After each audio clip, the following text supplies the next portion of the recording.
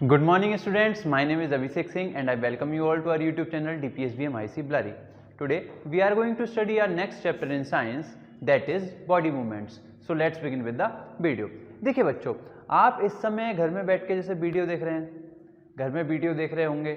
अगर आपकी मम्मी आपको साइड से कोई आवाज़ आती है, आप इधर मुड़ के देखते हैं, तो आपने क्या मूव करा? अपनी आइज़ को मूव करा, अपने फेस को मूव करा, ठीक है। या आप चलते हैं तो आप अपनी बॉडी को मूव करते हैं। तो ऐसे ही बहुत सारी मूवमेंट आपकी लाइफ में चलती रहती हैं, आपकी बॉडी की मूवमेंट चलती रहती हैं। जैसे मैं बोल रहा हूँ तो मेरी जो टंग है वो उसमें मूवमेंट हो रही होगी, इसी की वजह से मैं स्पीच कर रहा हूँ। मेरी जॉ में कोई मूवमेंट हो रही होगी और मेरे हाथ तो चल ही रहे हैं, जेस्चर्स हैं मेरे, ठीक है। तो ये बहुत सारी मूवमेंट हमारी लाइफ में हमारे साथ चलती रहती हैं। आप आराम से बैठे होंगे तो आप सांस तो ले ही रहे होंगे। जब आप सांस लेंगे, इनहेल करेंगे, तो आपके लंग्स में क्या होगी? हवा भरेगी और उनकी भी मूवमेंट होती रहेगी। ऐसे ही हमारा जो हार्ट होता है वो भी एक तरीके की मूवमेंट हर टाइम करता रहता है। तो हमारी लाइफ में बहुत सारी मूवमेंट हर टाइम चलती रहती हैं। तो आज हम ऐसी ही कुछ मूवमेंट के बारे में किस में पढ़ने वाले हैं? हमारा चैप्टर है जिसका नाम है बॉडी मूवमेंट। बॉडी मूवमेंट मतलब बॉडी में होने वाली जितनी भी मूवमेंट हैं, कुछ मेन मूवमेंट हम आज पढ़ने वाले हैं।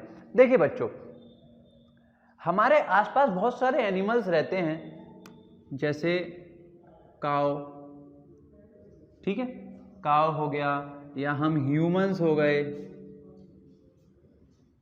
या स्नेक हो गए,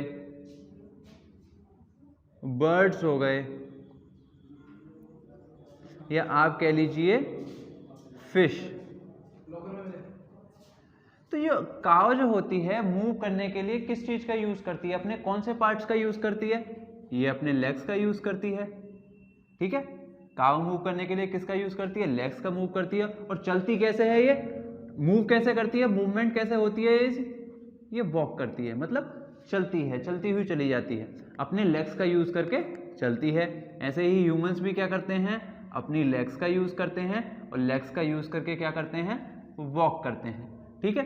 दूसरी बात, अब आता है हमारी बारी आती है स्नेक की। स्नेक कैसे मूवमेंट करता है? एक जगह से दूसरी जगह तक कैसे जाता है? तो एक जगह से दूसरी जगह स्नेक कैसे जाता है?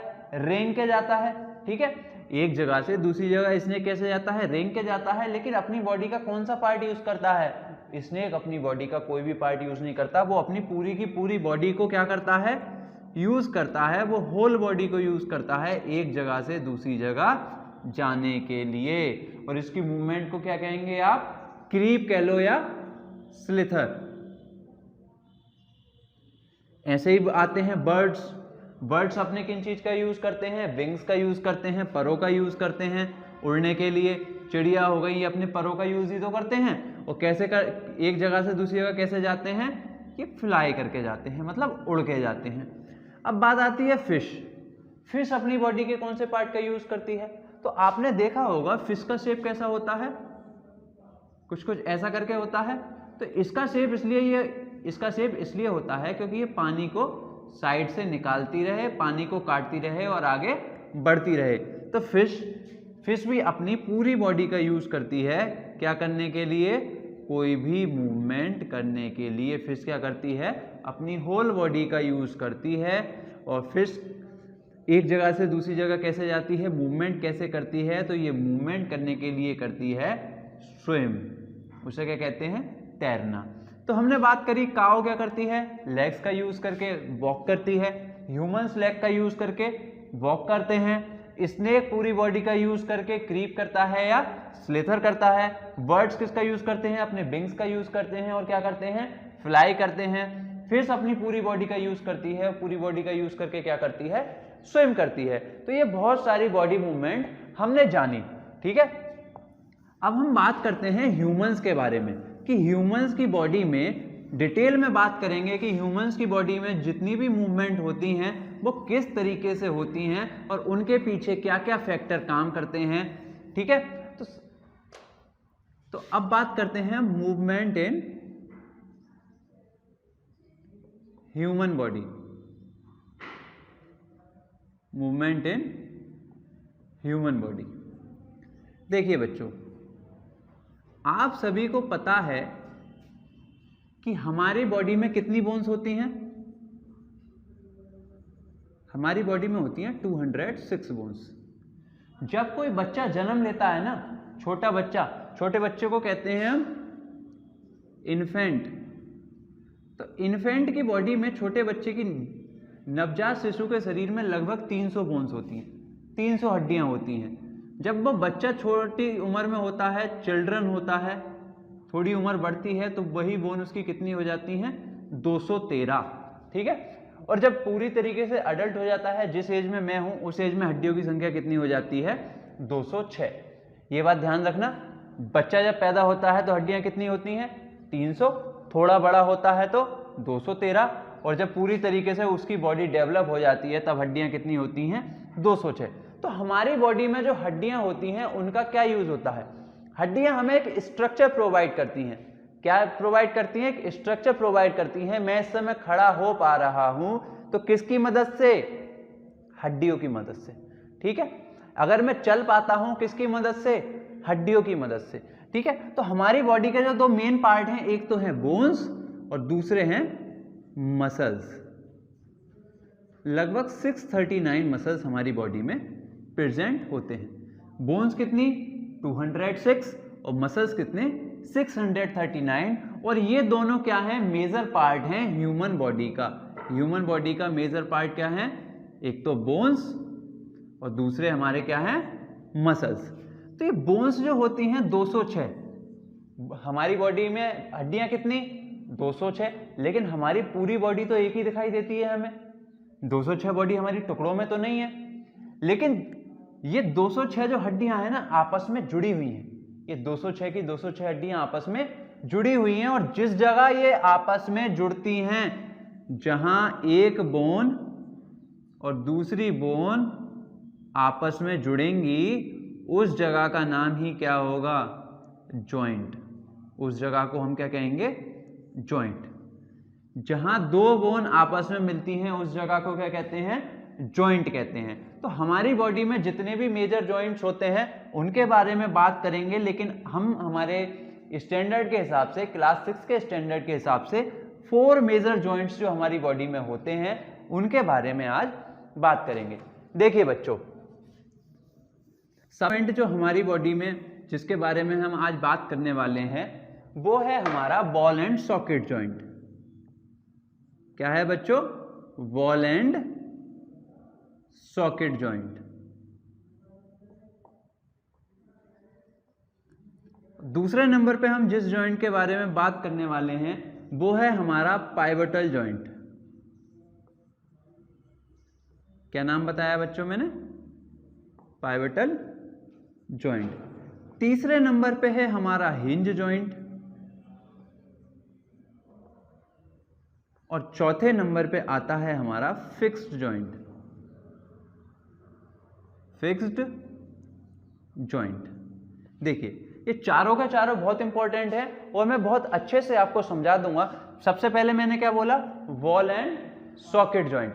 तो बॉल एंड सॉकेट जॉइंट का एग्जाम्पल कौन कौन से होते हैं, इनके सब फिर एग्जाम्पल की बात करते हैं। और इनके एग्जाम्पल होते हैं हिप, शोल्डर, ठीक है, एटसेट्रा।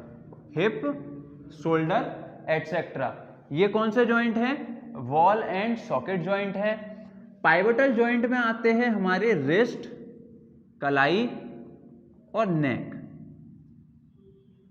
एटसेट्रा। फिर आते हैं आपके हिंज जॉइंट। ठीक है। हिंज जॉइंट में क्या आते हैं? आपकी फिंगर, एल्बो और इसके अलावा नी। फिंगर, एल्बो, नी। और फिर आते हैं आपके फिक्स्ड जॉइंट। और फिक्स्ड जॉइंट आपके होती हैं जो आपके सिर की जितनी भी हड्डियां होती हैं ना आपके स्कल में, वो आती हैं फिक्स्ड जॉइंट के अंदर।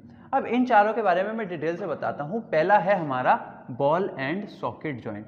देखो, बॉल एंड सॉकेट जॉइंट जो होता है एक ऐसे इस तरीके का जॉइंट होता है जिसमें आपकी बॉडी को, अगर दो हड्डियां बॉल एंड सॉकेट जॉइंट से जुड़ी हुई हैं तो उनमें से एक हड्डी जो जुड़ी हुई होगी वो ज्यादा मूव कर सकती है, तीन दिशाओं में वो मूव कर सकती है।